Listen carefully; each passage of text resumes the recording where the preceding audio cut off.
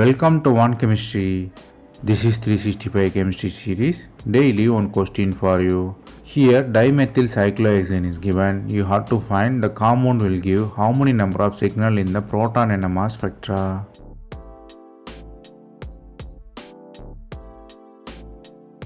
Before finding the number of signal, you have to find the symmetry inside the molecule.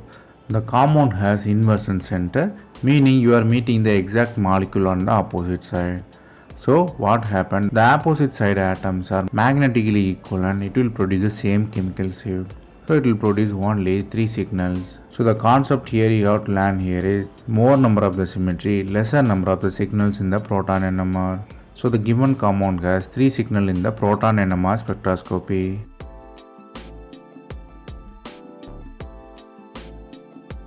That's all from this video. Thanks for watching.